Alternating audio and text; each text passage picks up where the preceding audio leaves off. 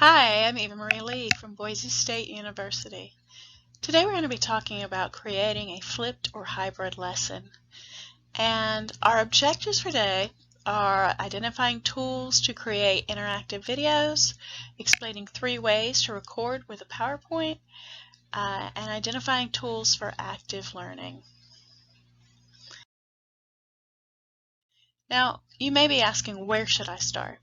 In a flipped classroom, that basically means that all that instructional stuff that you generally do at the beginning, the essential questions, the objectives, the anticipatory set, input and modeling, and any Bloom's level 1 or 2 check for understanding questions that you have, can be combined all into one and like a 5 to 15 minute segment of video.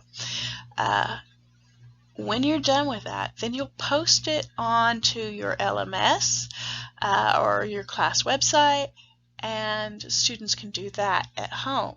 So that saves the major portion of your classroom for doing active learning. Some of you may be curious as to what an LMS is, but you may already be familiar with the format. An LMS is a learning management system. That would be your jumping off point for your classes with your quizzes and your lesson content. So an LMS is generally going to have 24/7 access to this content, so you can pull it while you're in your classroom, or your students can pull it when they're at home. They can access it through a password, so there are privacy features in it, and you can safely collect and organize their data. It also allows them to collaborate, reflect, and it gives you the option of having auto-graded assessments, which can sometimes speed up some of that formative assessments. So, some key aspects of choosing an LMS can be found in Education World, and there is a link at the bottom of the screen below. Now, as I said, you may already be familiar with the LMS platforms. Here are 10 LMS platforms, and some of those are some really big names: Schoology, Canvas, Blackboard, Modal. You may even have heard of D2L. And then on the other side, Campus Knot is fairly new. You may have heard of Google Classroom. Microsoft has just recently blended some of their programs into an LMS 365. All right, so we know what an LMS is. What about the instructional slides? So what are you going to do? Are you just going to videotape yourself doing a lesson? Now, that's actually a possibility, but a better point, one that will allow you to remain more organized, is to create instructional slides and then film yourself going over them. So some of these instructional slides could be Google Slides with Pear Deck, Nearpod, PowerPoint, Edpuzzle, Mentimeter. All of these will allow you the option of asking questions and breaking up your video to ask those questions. You may be asking yourself, what goes on these slides? How do I even start? Well, start with your objectives. Start with your essential question. You want to orient the students, and in orienting the students, it'll help orient you. Then follow that typical Madeline Hunter, Robert Gagne lesson plan. So the next thing you're going to do is a very short anticipatory set, then the input and the modeling. Only do 1 or 2 problems for math, 1 or 2 modeling questions for English, science, social studies. And then you're going to want to do a check for understanding. Keep it at Bloom's Taxonomy 1 or 2. So we keep the simple stuff at home so that when they come to school, you're doing the higher order thinking. Break your lectures into short segments. 3 to 5 minutes each is good. And then keep your entire lesson only about 1 minute per grade level. Elementary school, less than 5 minutes, but starting about 5th grade, 5 minutes, 6th grade 6 minutes, 7th grade 7 minutes, and so on. That's generally a good rule of thumb for their attention spans. Then post your interactive video to your LMS so that they can access it. After creating the slides, you're going to want to record them. Remember, record them in short 3 to 5 minute segments. There are several easy to use tools to record videos such as Loom, Screencastify, Screencast-O-Matic, Ice Cream, OBS, and many others. Go ahead and play around with them and see which one best fits you. My favorite, Screencast-O-Matic. But today I'm using the video that is embedded in PowerPoint. PowerPoint can have 3 ways of accessing video, and I'm going to talk to you about that today.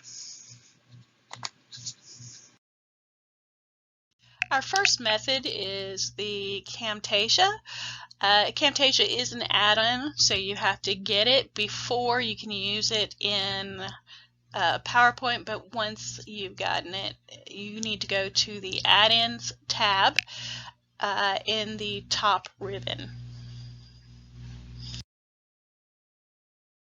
Once there, you'll notice in the ribbon, and you've clicked on the Add-in tab, over on the left side it has a picture in very small form of these 5 elements.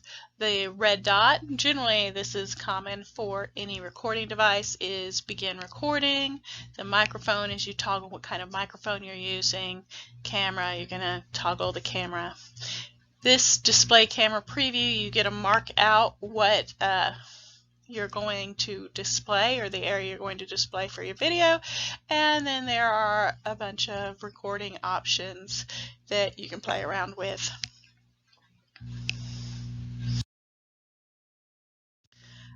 So basically I've already talked about that. Once you've pressed the record button, it will bring up your screen, and in the bottom right corner you're going to see this little box here. Test your audio, and then you click this little red dot down there to begin recording. You can click Control-Shift F9 to pause it, and Control-Shift F10 to escape or stop. Now, one of the options here, if you played around with it, is that you could say Control-Shift maybe R to record and Control-Shift S to stop.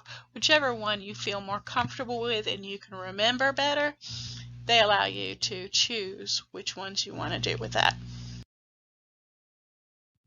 Alright, so when you're finished recording, you just press Escape, end your presentation. It'll come up with a save box, save the name, and then choose whether you want to produce it immediately or edit it to your video. Now I always like to edit it in Camtasia, just to see maybe if I said or something.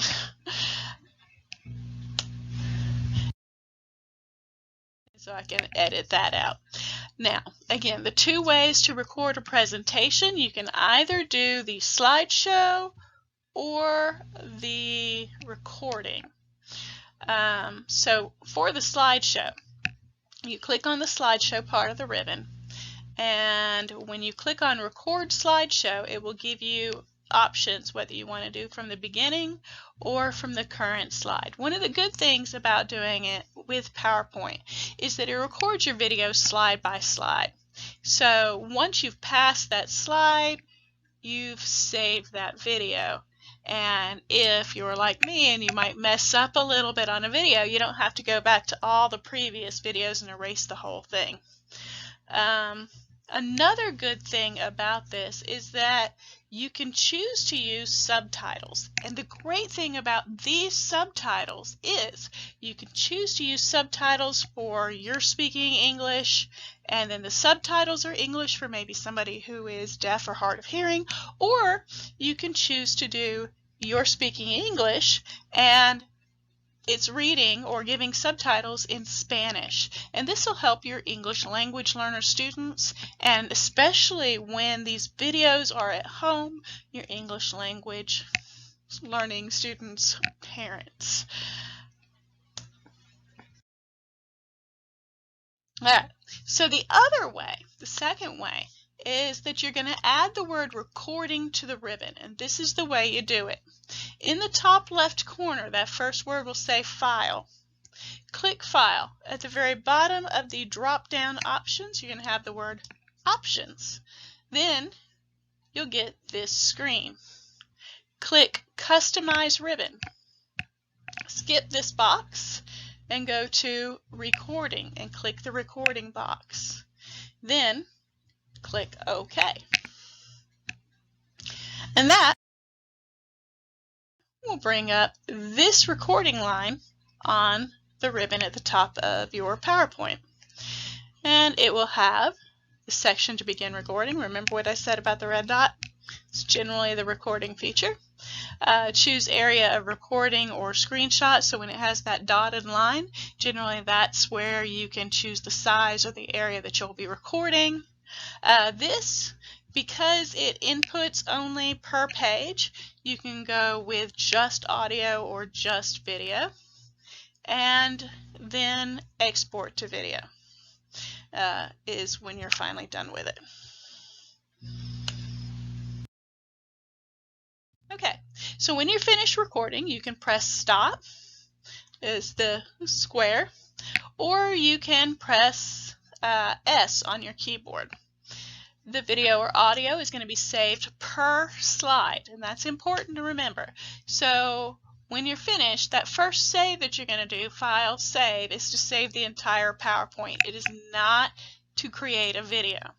The second save you're going to do is you're going to go to File, again, that top left, that first top left word, Export, Create a Video, or if you're on the Recording tab, you could also go Export to Video, and then you're going to see options. So generally I like click HD to click HD 720 simply because it's smaller, and that will not cause as many problems on a lot of LMSs, because sometimes if you've got a bigger file size, that might cause problems importing them to the LMS. So create a video, or on a recording tab, we did that. Then create the video and choose a name. So it'll bring up that save box, just make your name and then click save, and it's that easy. So your video is created. What happens in the classroom? Usually you've been used to teaching for the first 15-20 minutes of class. Now you don't have that anymore. So what happens in the classroom now is the fun part, the active learning. Start with a social emotional check. See how they're doing. Then do a short opener, because even though you did the anticipatory set previous to this, they do need an anticipatory set to get them started in the classroom that day. But it doesn't have to be long, because they've already got in their heads what's going on in the classroom. Then you've got guided practice, so some team collaborative performances, independent practices, maybe some reflections, closure, assessment, whether it's formative or summative, and then the exit ticket.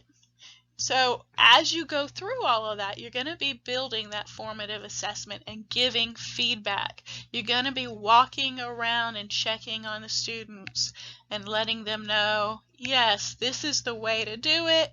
Can you rethink that? For hybrid classes where you're not face-to-face, you're still going to need to be teaching some of those same lessons. So keep the lessons in the same or multimodal formats that are available to both the students at home and the students at school. Record your live instructions and anything else that the students may need to be able to see when they're at home. Alright, so one of the things I would do for collaborative learning is gamification. How do you know if they watch or they do the prep work before the classes begin? Use gamification as that short opener. Make the game dependent on the prep work. You can create an active quiz or a challenge that involves teamwork. Games often increase motivation, retention, and attention. So that's going to be really bringing them in and checking to see whether they did that prep work.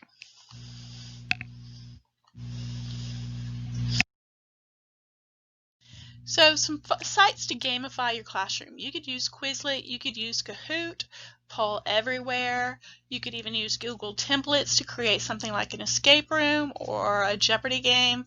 You could use Minecraft for education. There are all kinds of ways to gamify your classroom. You could even use typical game boards.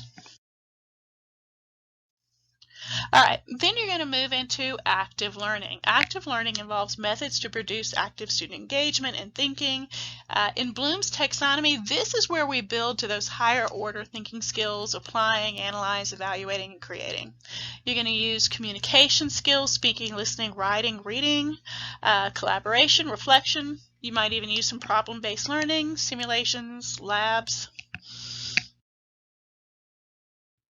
Alright, so there are 5 sets for active learning. You've got Padlet, Flipgrid, Adobe Spark, Miro, Trello, Canva, or Pictochart. There's all kinds of items out there, and I've included them on a lot more of them on this page. Alright. The face-to-face activities I list here for active learning can be also used in some online activities, jigsaw, gallery walk you can do with Padlet, Project Zero, visible thinking. There are all kinds of online activities you can do with that. Fishbowl discussion. Now, game storming is actually used in the team building workplace environment. There's no reason that you can't use it in school to help build that team building as a soft skill.